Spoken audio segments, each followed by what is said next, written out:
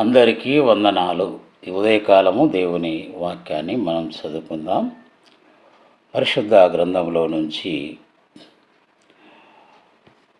ప్రకటన గ్రంథం, యోహాను రాసిన ప్రకటన గ్రంథం 21వ అధ్యాయము 8వ వచనాన్ని చదువుకుందాం.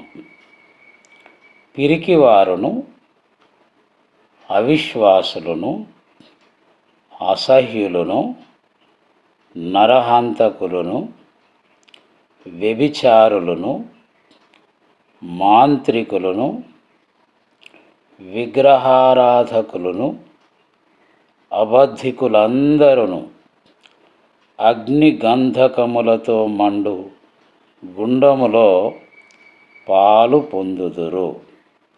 ఇది రెండవ మరణం. ఈ రెండవ మరణంలో పాలు పంపులు పొందకుండా మొదటి మరణముతోనే మన జీవితము ముగించుకొని రెండవ మరణములో కొనసాగకుండా ఈ లోకములో దేవుని సన్నిధిలో మనము జీవించగలిగితే అంతకంటే ధన్యకరమైన జీవితం మరొకటి ఉండదని మనం గ్రహించబద్ధులమై ఉన్నాం. ఈ లోకంలో నీవు ఏ స్థితిలో ఉన్నావు అనేది గొప్ప విషయం కాదు. ఈ లోకంలో నీకు కోట్లు ఉండొచ్చు, భూములు ఉండొచ్చు, లోక సంబంధమైనవన్నీ పేరు ప్రఖ్యాతులు నీకు ఉండొచ్చు.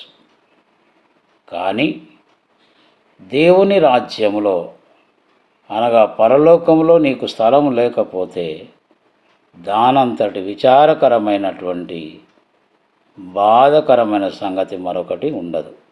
కాబట్టి ఈ చదివినటువంటి జాబితాలో నీవు ఒకవేళ ఉన్నట్లయితే నిన్ను నీవు లేదా నన్ను నేను పరీక్షించుకొని ఈ జాబితాలో మనం లేకుండా జాగ్రత్త పడదాం. ఉంటే అగ్నిగుండము తప్పదు అని మనము జ్ఞాపకం ఉంచుకుందాం. పరలోకానికి దేవుడు మనలందరినీ సిద్ధపరచునుగాక. దేవుడు మిమ్మల్ని దీవించునుగాక. అందరికీ వందనాలు.